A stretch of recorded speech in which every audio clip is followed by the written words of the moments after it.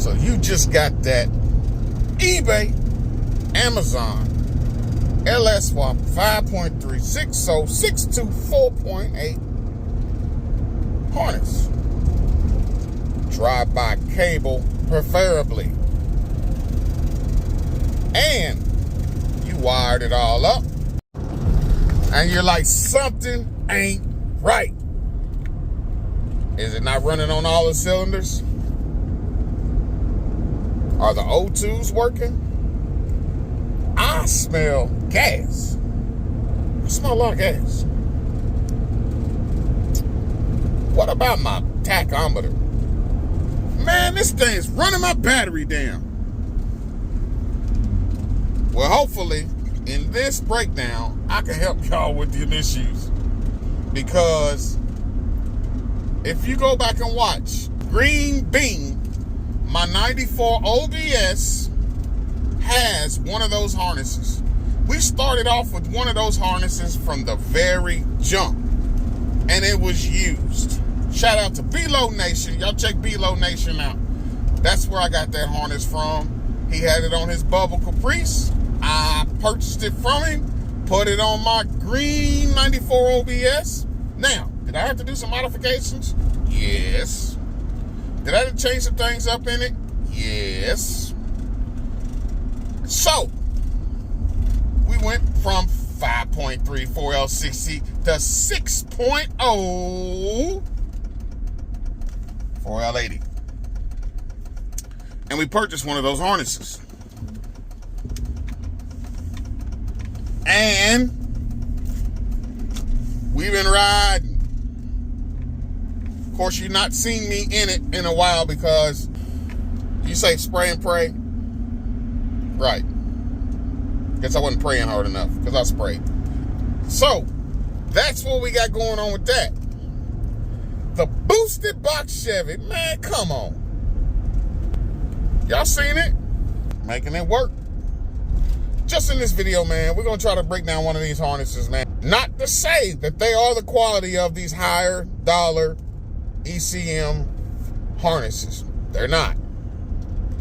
Will they work? Yes. Like that used harness. Over 11,000 miles. That's what I put on it. And it was used.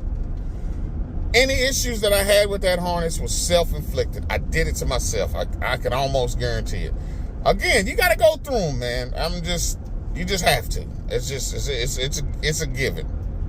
It's a given. And they're too cheap not to give it a try. And if you can color by number, if you can water paint by number, y'all know what those is. Yeah, I'm older, so that, that's something we did as a kid. You can go through that harness, locate the issues, and repair them yourself. Seriously. If you can color by number, water paint by number, heck, if you even could put a puzzle together, you can do it. Believe me. Let's jump in this harness, man. Let's jump into this harness. Jump into the issues that they are known to have. Harness, y'all. Get on this. Let's get on this eBay/Amazon harness. What you gotta look for on these harnesses. All right, we're gonna open this dude up. Get y'all situated a little better. Sorry, I ain't got no way to really get out here and get into business.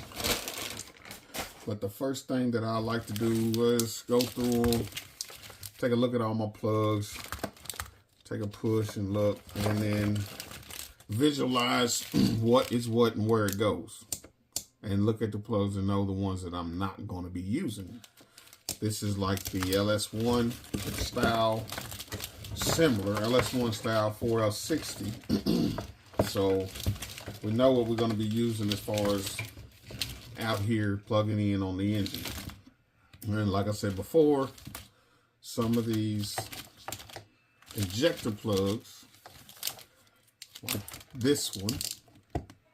Some of the injector plugs ain't gonna be right for what we're using for. So we have to either get adapters or we have to put our new ones on. But most of the time, the problem ain't out there. The problem lies here. And the problem lies right here. And these two plugs right here. The first thing that I want to do is just double check everything, look at everything. We know that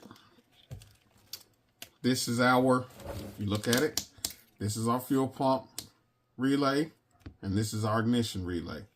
The fuel pump relay is not wired in completely. You have to put in a constant hot, whether that's a hot off from this fuse panel or hot from your source of your vehicle, which would be pin 30 on your relay. And then you have to run another one to your fuel pump. It's going to be 87. So you're going to go pin 30 is going to be a constant hot. 87 is going to run straight to your gas tank, your fuel pump. Simple, Simon. This wire here is your ignition wire for powering up everything as far as key hot. Right here, key hot. What I like to do is clip this back, cut it off, and use a thicker wire. This wire work. I'm not saying it won't, but I like coming back and using a thicker wire of some sort. This would be like if you're mounting this in the engine bay, this wire would go to your distributor. This wire right here. The pink wire on the distributor on Chevrolet, the pink wire on the distributor, this will tie right into it. And then you have these other in the dash wires, speedo, tack, fans, and let me look at the paperwork here. That tells us. And this one is pretty cool because it comes with how to wire in cruise control for some reason. Then you have a brake switch wire, which is going to be this purple wire. If you're running a 4L60, a 4L80 of some type, you're going to have to run that brake switch, or over time, you're going to burn that dang transmission up. Sometimes you get away with it, sometimes you don't. And then it gives you the schematics on how to wire in a fan, man. This one here ain't too bad, man. Ain't too bad at all. Ain't too bad at all, man. So like you said, like I was saying, like this brown wire, that's your engine light. Brown engine light, black speedo, white tack, dark green fan 1, dark blue fan 2, orange park neutral signal, purple brake signal. That's the one for your brake switch. Red ignition relay, and multiple PC connectors. This is all the others. The thing is, we have 2 whites. And what I like to do, these are 2 whites. What I like to do is come over here, this lt1swap.com. We want to look for them wires that we're going to need, man. Like the tack wire. The tack wire is the first thing I kind of want to go into, because most of the time that tack wire in this particular bundle, which you have 2 whites, one of them's a tack, but most of the time that tack is tied into a hot. So what do? I don't even trying to mess with it out here. I go out here, I go right here to the source, and I clip it, and I add right here to the source, I clip it and I add my own tack signal wire. I do that. So I'm gonna go over here to my lt1swap.com and I'm gonna find which tack wire it is. I want to say it's a number 10, but I'm wrong. It's number 10 on the blue or red if it's tack. Now I'm looking at some schematics for a blue green, but for what I'm looking at should be the same. Shouldn't be much different. Shouldn't be much different as far as those controls go. So number 10, yes, engine speed tack wire on the red. on this red controller here, they're all numbered down through here, 1 through 80. What I usually do is I'll take that number 10. I'll come to my number 10 on this, and I go ahead. Sometimes, to give myself a little leeway, which I think I'm gonna do now, if I can find a blade. I got a knife here. If I can find my knife. Oh, let me switch up. I'm going to try something here for a minute. Hold on.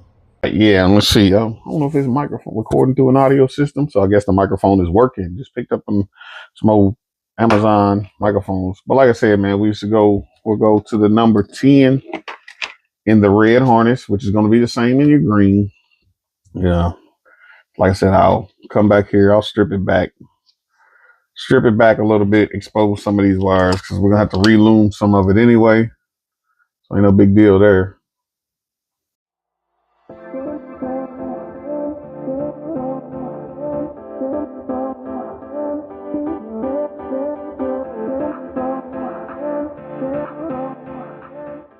We'll add our own wire.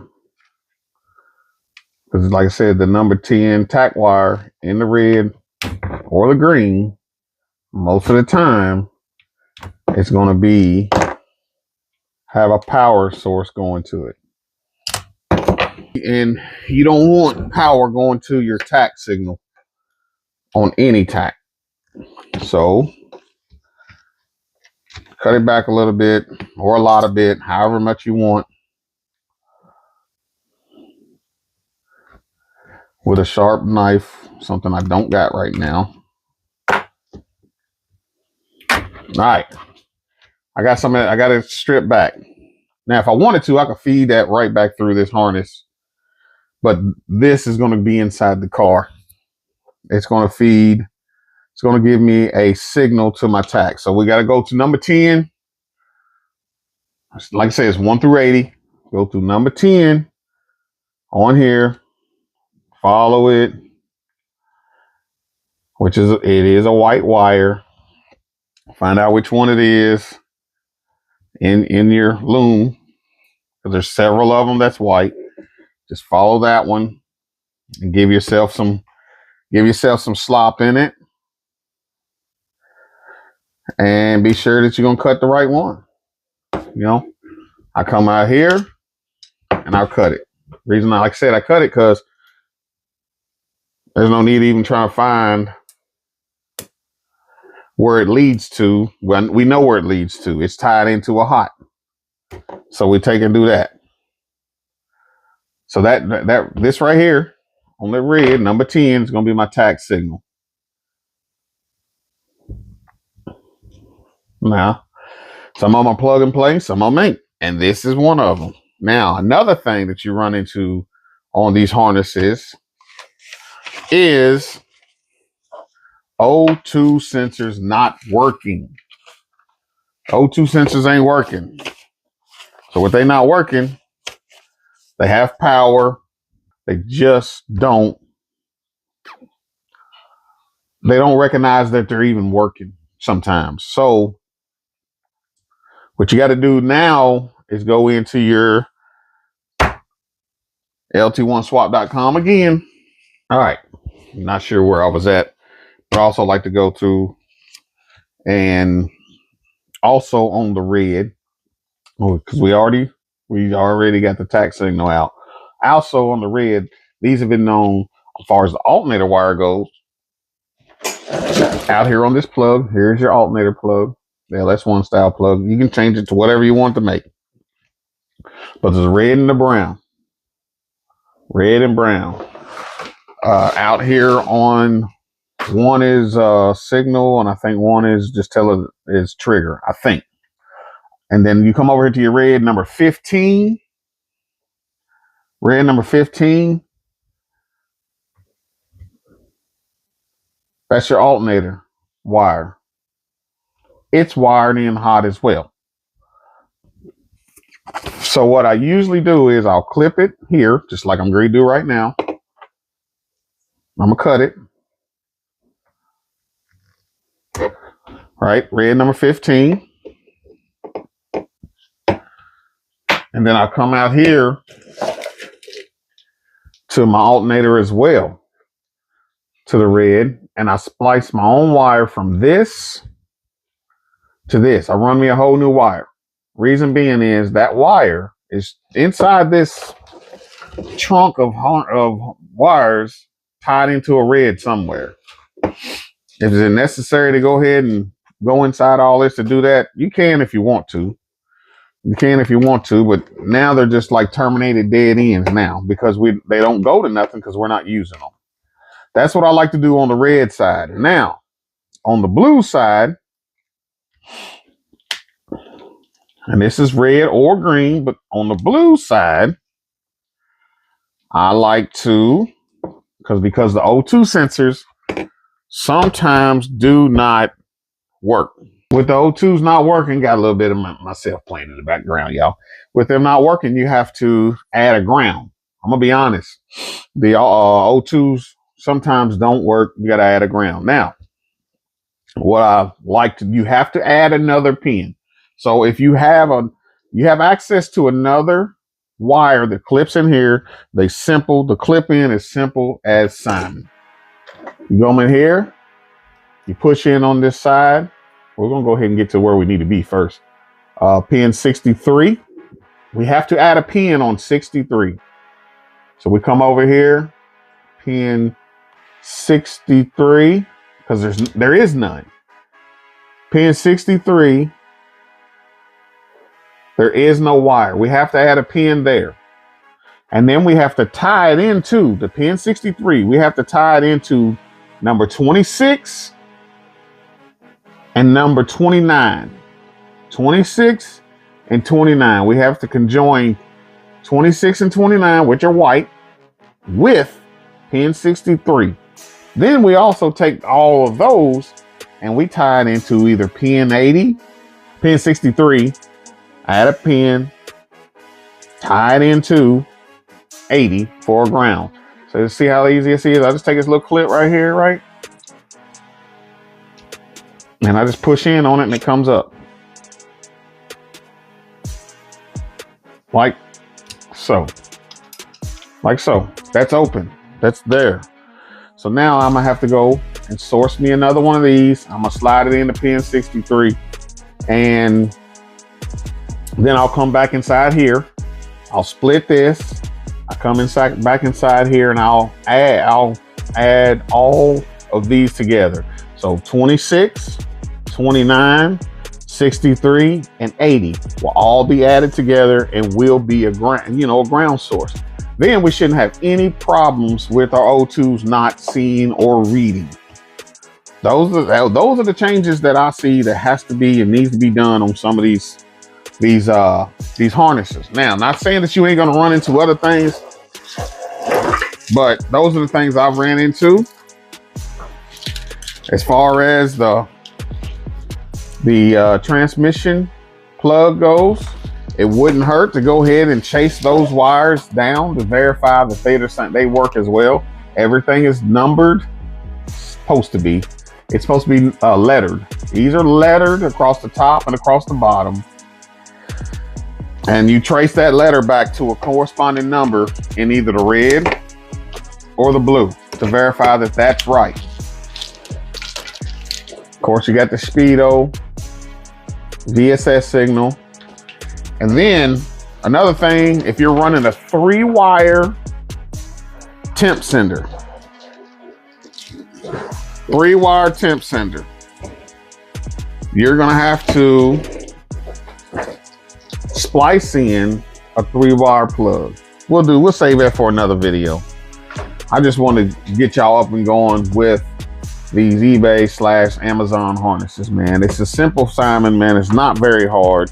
Just be sure to get you the schematics off from lt1swap.com. Make you some notes to what you're doing and what you're changing. I got to go out and find me another piece of wire to slide in pin 63. Now, not saying that I don't add other stuff too, because there's other stuff that I add as well. You know, we have fan 1, fan 2. We have fuel pump. We have to add relays to the fan. We don't have relays with this. When it comes to electric fans, they don't have relays. You have to add your own relays. They do have it set up to where you can get a fan trigger signal from here. So you just run over here, verify that your fan wire is plugged in where it's supposed to be. 42 is supposed to be a fan signal. Now that 42 could be red or blue. I'm not remembering. Best thing, the easiest way to do is come over here, right? Go to my schematics, look up pin 42 and see. I got a little bit of everything over here. 42, that's 50. Yeah, so 42. 42 on the blue. Let's go over here. Like I said, I got it. I got them here. I got the schematics, man. I've been holding on. I've been having this stuff since 2000. When was I? 2018.